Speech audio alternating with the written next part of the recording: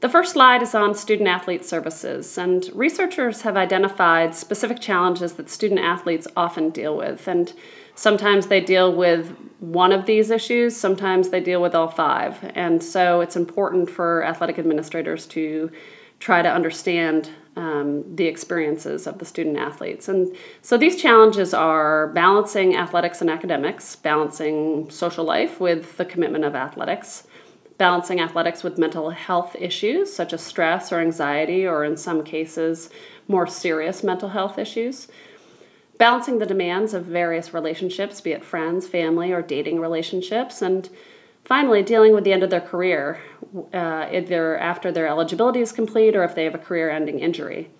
And so athletic administrators really need to try to understand these challenges and the other potential issues faced by student-athletes, and then set up support systems to be available to help the student-athletes throughout their career and at the conclusion of their career as well.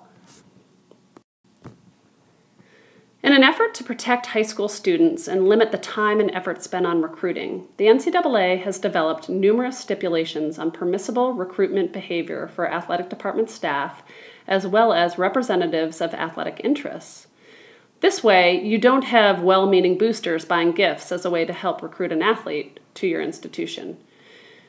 You might be wondering just who is considered to be a representative of athletic interest, and the answer is practically anyone who comes in contact with the athletic department.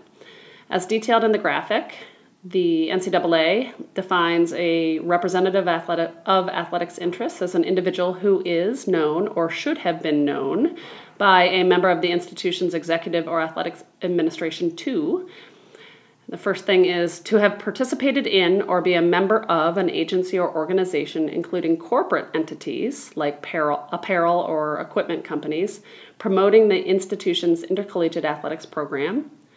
The next section is whether a person has made financial contributions to the athletics department or to an athletics booster organization of that institution.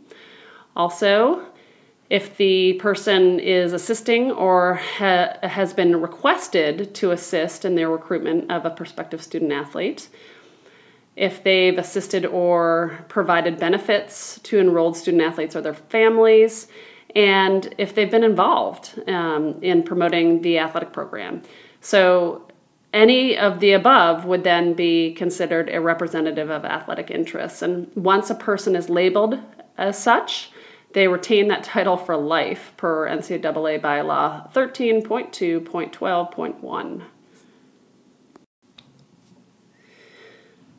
The NCAA Eligibility Center, formerly known as the NCAA Clearinghouse, was created to evaluate and certify the initial eligibility of prospective first-year students. Registration with the Eligibility Center is required for students from any U.S. high school, those who are homeschooled, and international student athletes who want to play sports in Division I or Division II NCAA programs. Minimum academic requirements must be met in order for student athletes to compete in either D1 or D2 athletics. The requirements have changed over time, and most recently they were amended for next year, which is the 2016-2017 academic year. In general, student athletes wishing to play D1 or D2 college sports must complete a required number of core academic courses in high school with a minimum GPA of 2.0 on a 4.0 scale to qualify for aid and to practice with the team. Division I athletes must have a GPA of 2.3 to be eligible for competition.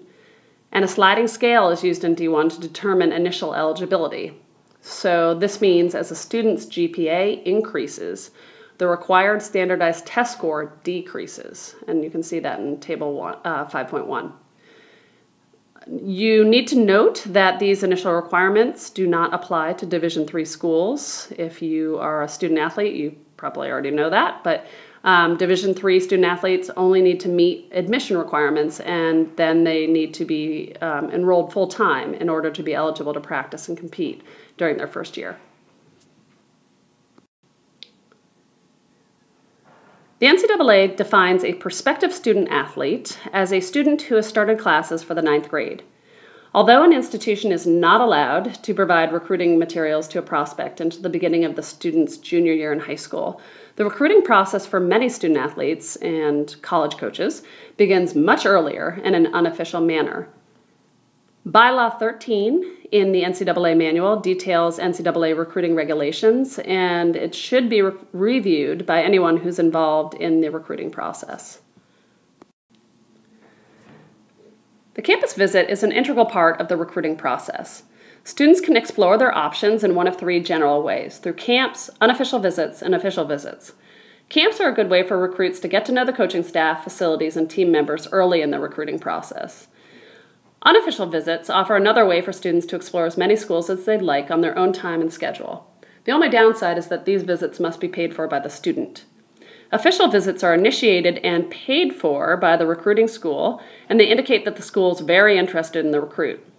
The recruiting institution is allowed to pay for the transportation to the visit and from the visit. They pay for the meals during the visit, the lodging during the visit, and entertainment during the visit. And this occurs during the prospect's senior year. Only 5 official visits are allowed per athletes to Division I and Division II schools, but there's no limit for Division III schools, so go nuts if you're a recruit, I guess, at the D3 level. D1 schools are also limited in the number of official visits that can be offered per sport each year. So, for example, there are 56 visits for a football team, 12 for a basketball team, and 25 for a baseball team. And remember, that's at the D1 level.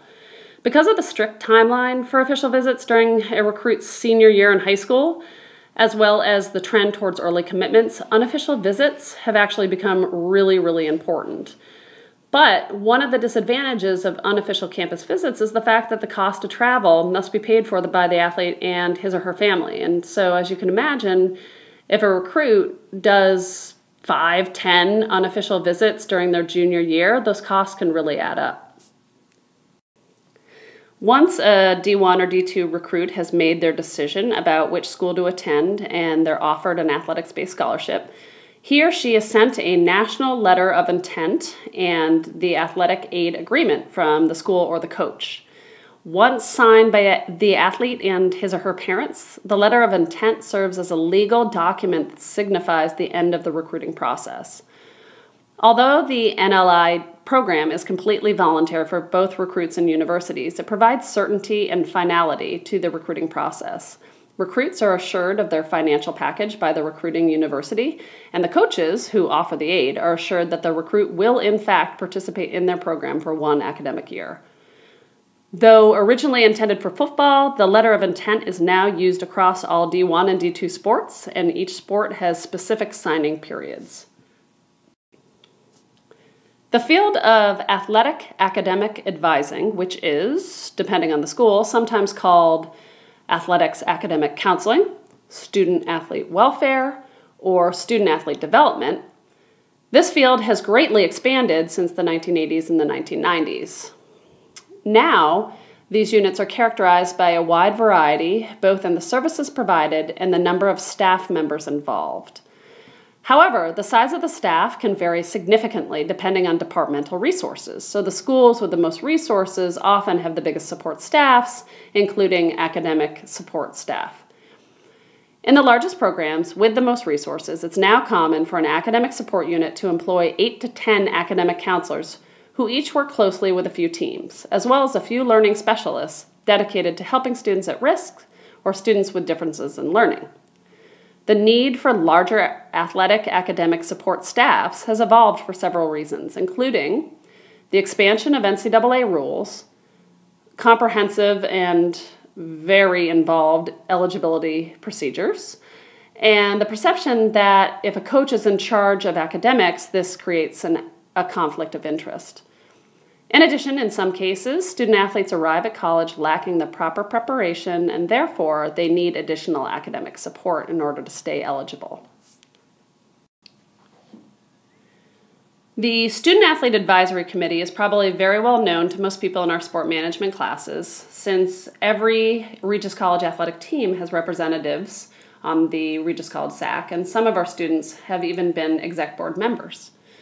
The NCAA lists on its website the official functions of campus SACs, including promoting communication between athletic administrators and student athletes, disseminating information, providing feedback and insight into athletics department issues, generating a student-athlete voice within athletic department formulation of policies, building a sense of community in the athletics programs, including all teams, organizing community service efforts, and promoting a positive image of student-athletes on campus. College and university athletics departments possess a great deal of what's known as social capital, which in its most simplistic form means that college sport has the ability to use its people power to do good work. Even so, intercollegiate athletics is commonly critiqued as a single-minded money-making venture that operates in isolation from the rest of the campus. This critique does not need to be the case, however. Many college athletic programs participate in some sort of community service initiative using their social capital. For example, Syracuse University Athletics coordinates CUSE Cares, which encourages student athletes to participate in community service activities such as childhood literacy events, delivery of holiday meals to underprivileged families, and charitable walks for cancer research. At the D1 level, organizations will often request that student athletes make an appearance or be involved in a charitable event.